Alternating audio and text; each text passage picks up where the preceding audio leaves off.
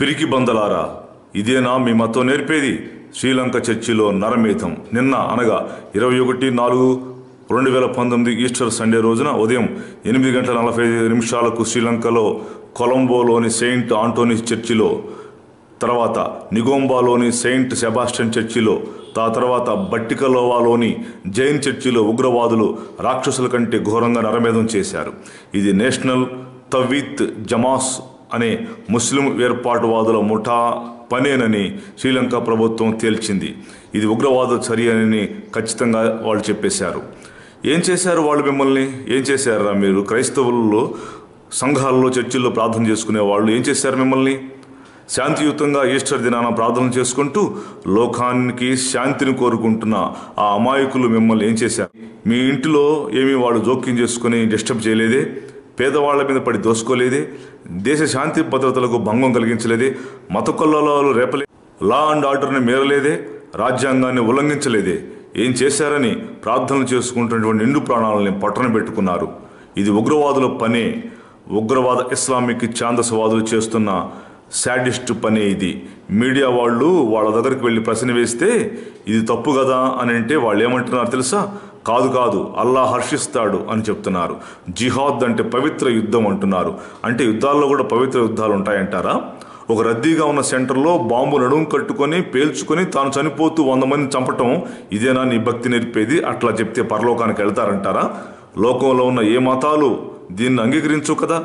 అడిగి చూడండి వేరే మతాల వాళ్ళని. పాకిస్తానీ లిబర్స్ చెప్పేది ఏంటంటే ఉగ్రవాద ముఠాలు రాడికల్స్ ప్రసంగాల వల్ల ఉగ్రవాదులు తయారవటం లేదు. కొన్ని ఇస్లామిక్ దేశాల్లో ప్రభుత్వమే పాఠ్యాంశాల్లో చేర్చి ఉగ్రవాదం నేర్చుకోండి ప్రోత్సహిస్తుందని వాళ్ళు తేల్చి చెప్పారు. ఆ పుస్తకాల్లో రాడికల్ ఇస్లామిక్ సిలబస్గా వీటిని చేర్చి బోధిస్తున్నారట వాళ్ళు. ఇది జాతి అహంకార చర్య. దీనిని సివిలైజేషన్ కంట్రీస్ తీవ్రంగా దీని గురించి చర్య తీసుకోవాలి. దీనికి రూట్ కాజ్ ఏదో ఎక్కడి నుంచో ఉందో గ్రహించి బ్లడ్లో నుండి మైండ్ సెట్ మార్చేట్టుగా దీన్ని ఇదేంటండి? ఇది దేశభక్తి అండి? తను చంపుకొని హింసించుకొని తాను చస్తూ 100 మందిని చంపితే ఇది భక్తి అంటారా? లోకం మెచ్చుకుంటుందా? అడగండి ఎవరినైనా. నీకు ఎవరైనా హాని చేస్తే మరలా హాని చేయడానికి ప్రయత్నించే వాళ్ళను చూసాం, లేక లా అండ్ ఆర్డర్కి అప్పగించే వాళ్ళని చూసాం. కానీ తాము చచ్చిపోతూ కొంతమందిని చంపమని అల్లా చెప్పారట. అట్లా చేస్తే స్వర్గం ప్రాప్తిస్తుందని చెప్పారట. ఆయన హర్షిస్తాడట. ఇదా భక్తి? ఇది భక్తి కాదు, శాడిజం. ఇస్లాంలో సీనియర్ పెద్దలు అనేటువంటి వారిని చాలామందిని ప్రశ్న వేసి అడిగితే వాళ్ళు ఏమంటున్నారంటే ఇస్లాంలో శాంతిని బోధిస్తుంది, హింసను బోధించడం లేదు. వాళ్ళు ఎందుకు అలా చేస్తున్నారో మాకు తెలియదని వాళ్ళు అంటున్నారు. అంటే వీళ్ళిద్దరూ కలిసి చేస్తున్నట్టుగా ఉంది ఇది. మేము ఇలా చెప్తాంరా, మీ పని మీరు కానియండిరా అని వీళ్ళిద్దరూ కలిసి చేస్తున్న పనిలా ఉంది. దొంగచాటుగా వచ్చి కొట్టడం, చంపటం పిరికి బందులు చేసే పని కదా. శ్రీలంక చర్చిల్లో ప్రార్థనల తర్వాత భోజనం బఫే సిస్టంలో పెడుతుంటే నువ్వు బఫే సిస్టంలో చేరి వాళ్ళ మధ్యలో దూరి వాళ్ళు పెట్టిన అన్నం తింటూ వాళ్ళని దొంగచాటుగా చంపటం ఇది మగతనం అంటారా? మానవుడు రాక్షసుడిగా మారి వివేకం నశించి నరమేధం చేయటం ఇది కాదు మగతనం, నిజం, దైవత్వం చెప్పే పనులు. సమస్త జీవరాశులలో మానవుడి జన్మ దేవుడిచ్చిన వరం. ఈ జన్మను ప్రేమ, అనురాగం, ఆప్యాయతలతో దేవునికి దగ్గరవ్వాలి. అప్పుడే మనిషి దైవాన్ని చేరుకోగలడు. అలా చేరుకుంటాడు దైవాన్ని ఈ మానవుడు. కానీ ఈ హింసా ప్రవృత్తి ఎక్కడా లేదు. శ్రీలంక చర్చిల్లో 290 మంది ఇప్పటి వరకు చనిపోయినట్లు నిర్ధారించారు. ఇంకా లెక్కలు సరిగా రాలేదు. ఇంకా కొన్ని శవాలు వెలుగులోకి వస్తాయేమో తెలియదు. శరీరాలు మాంసం మొక్కల్లాగా చల్లాచెదురుగా పడిపోయాయి. ఇటు చూసినా హృదయ విదారక వాతావరణమే కనిపిస్తోంది. ఎన్టీజీ ఉగ్రవాద సంస్థ ఈ ఘాతుకానికి పాల్పడినట్టు శ్రీలంక పోలీసులు నిర్ధారించారు. 175 సంవత్సరాల క్రితం కట్టిన చర్చి అండి అది. చర్చిలు ఏం చేశాయి నిన్ను? అమాయక ప్రార్థన చేసుకునే నిన్నే గుడ్ ఫ్రైడే జరిగింది కదా.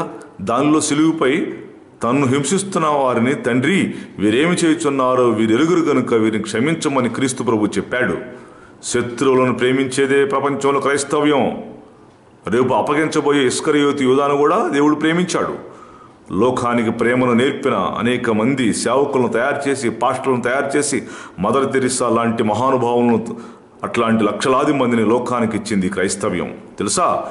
చదువు అంటే, వైద్యం అంటే తెలియదు ఈ లోకానికి. విద్య వైద్యం నేర్పింది క్రైస్తవ్యమే. ఒక చెంప కొడితే మరొక చెంపను చూపించమని చెప్పింది కూడా క్రైస్తవ్యమే. తెలుసా నీకు? కడుపులోంది తీసిపెట్టేది కూడా క్రైస్తవ్యమే. లక్షల మంది ఎయిడ్స్ వ్యాధి వాళ్లకు, కుష్ఠ రోగులకు, అనాథులకు, విధవరాండ్రకు సహాయం చేసేదే క్రైస్తవ్యం. భారత జాతిపిత మహాత్మా గాంధీ మత్తయి సువార్త 5, 6, 7 అధ్యాయాలు చదివే అహింసా సిద్ధాంతం ద్వారానే భారతదేశానికి స్వాతంత్ర్యం తెచ్చాడు.